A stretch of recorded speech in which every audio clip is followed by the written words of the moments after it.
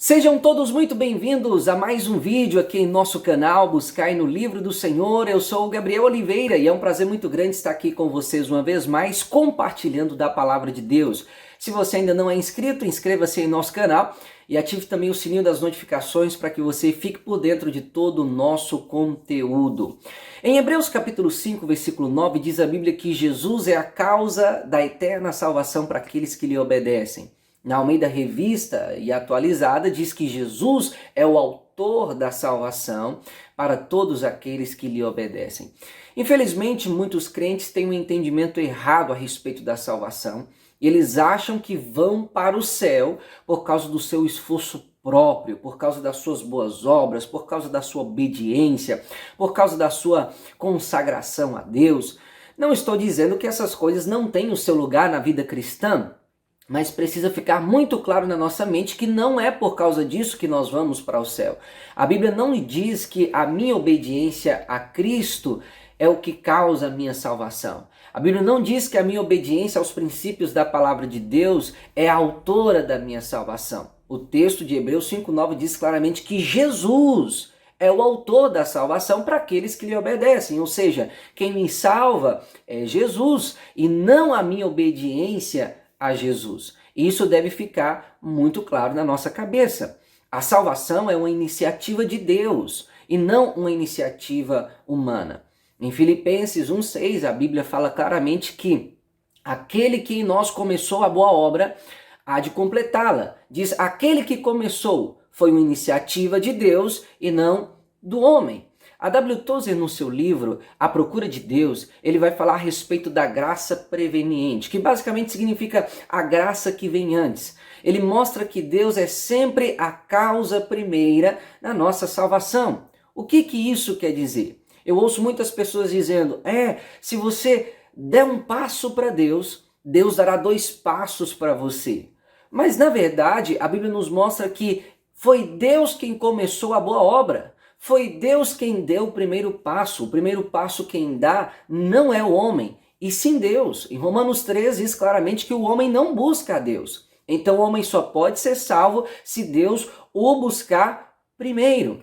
Portanto, meus amados, a salvação é uma obra de Deus em nós, mas não é uma iniciativa nossa.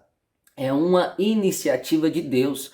Não foi nós, que comprou aí uma nave espacial, um foguete espacial e subiu até os céus. Não, foi Deus quem veio até nós na encarnação de Cristo, morrendo em nosso lugar naquela cruz do Calvário e nos salvou. Foi uma iniciativa de Deus. Diz a Bíblia que Ele nos amou primeiro. Então a salvação ela começa em Deus. Jesus é o autor da nossa salvação. Foi Ele quem começou em nós a boa obra. Agora muita gente pensa assim, quem salva é Jesus, mas eu só posso me manter salvo através da minha performance espiritual. E também não é assim que funciona. Jesus é o autor da nossa salvação, Jesus é quem mantém a nossa salvação e é Jesus também o consumador da nossa salvação. Diz a Bíblia que Ele é o autor e o consumador da fé. Ele começou a boa obra, Ele vai completá-la. Então não é Deus que começa e nós terminamos pelos nossos próprios esforços. Do início ao fim, a salvação é uma obra de Deus. Às vezes a Bíblia apresenta o processo da salvação em 3 tempos, passado, presente e futuro. Em Tito capítulo 3, versículo 5 diz que Deus nos salvou. Esse é o tempo passado. A mesma ideia você encontra em 2 Timóteo capítulo 1, versículo 9, onde Paulo diz que Deus nos salvou e nos chamou com uma santa vocação. Isso diz respeito ao tempo passado da nossa salvação. Naquele dia em que você entregou a sua vida a Cristo, se rendendo a Ele completamente, colocando toda a confiança nele para a sua salvação, você foi salvo de toda a culpa do pecado. Mas ali não foi uma obra completa, foi apenas o início, o pontapé inicial. Depois que nós fomos justificados por Deus, regenerados, nascemos de novo, agora começa na nossa vida um processo que a Bíblia chama de santificação. E na santificação, dia após dia, o Espírito Santo está nos fazendo prevalecer sobre o pecado e nos livrando do poder do pecado e dos impulsos do pecado. O fato de você ser salvo não significa que você não irá pecar nunca mais, mas significa que a partir de então você tem uma guerra travada contra o pecado. E nós chamamos isso de santificação.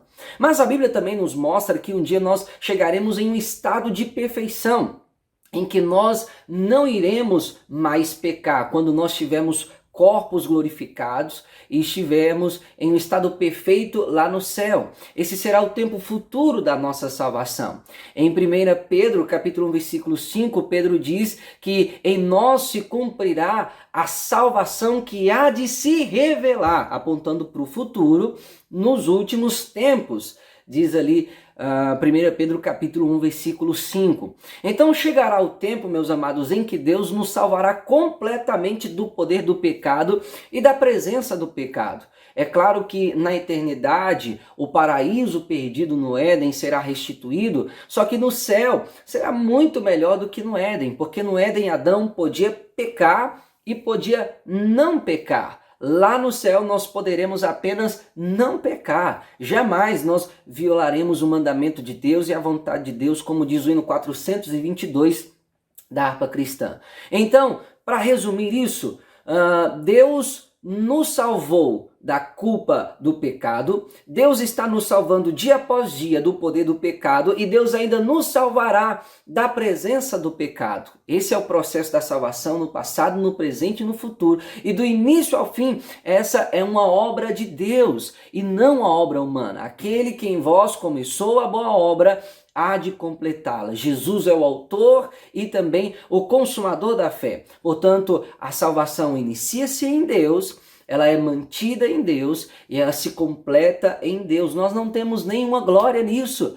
nós não temos nenhum mérito nisso. Há um outro hino cristão que eu gosto muito, um hino antigo, ele se chama Foi Graça. E a ideia do hino diz mais ou menos assim: quando lá no céu eu chegar, haverá uma multidão de irmãos esperando para me abraçar, e eles vão me perguntar a uma só voz: ó, conta-nos como você, irmão, venceu e chegou aqui. E o cantor diz: e falarei e contarei de Jesus que me salvou e que por esse pecador a si mesmo se entregou. E o coro diz: foi graça, superabundante graça. Ou seja, quando nós chegarmos lá no céu e os salvos que estiverem lá nos perguntarem: como foi que você chegou aqui? Conta para nós a respeito da sua história. Nós não teremos nenhuma história para contar dos nossos feitos, da nossa performance espiritual. A única história que nós vamos contar é a história de Jesus morrendo por nós lá na cruz do Calvário, porque se não fosse essa história, nós nunca seríamos salvos. Então no céu nós não teremos nada para contar dos nossos feitos, como a razão de nós termos chegado lá. Pelo contrário, como diz outro hino da harpa, né? Calvário, Calvário, revelação de amor. Essa é a história que nós vamos contar. A história do Calvário. Essa história de horror, em certo sentido, mas também essa história do grande amor de Deus que busca o pecador. O homem não busca a Deus. E ele só pode ser salvo se Deus o buscar primeiro. Isso está claríssimo na palavra de Deus. Então, meus amados, entendam isso. Do início ao fim, a salvação não é uma obra nossa, mas é uma obra de Deus em nós, que começa em Deus, é mantida por Deus e será completada por Deus. Agora alguém pode perguntar: já que é assim, significa que nós não precisamos fazer nada? Não, não significa isso. Mas esse será o assunto do nosso próximo vídeo. Por hoje, nós ficamos por aqui. Que Deus em Cristo te abençoe e que Deus seja glorificado pela sua palavra. Se esse vídeo foi útil para você, para a sua vida cristã e trouxe edificação para a sua fé, não deixe de deixar o seu comentário, porque isso nos ajuda muito. Clique também em gostei e compartilhe no seu status, nos seus grupos de WhatsApp, com seus amigos, parentes, irmãos em Cristo, vizinhos, e nos ajude a levar mais longe essa mensagem. Eu vou ficando por aqui e até o nosso próximo vídeo aqui em nosso canal. Buscai no livro do Senhor.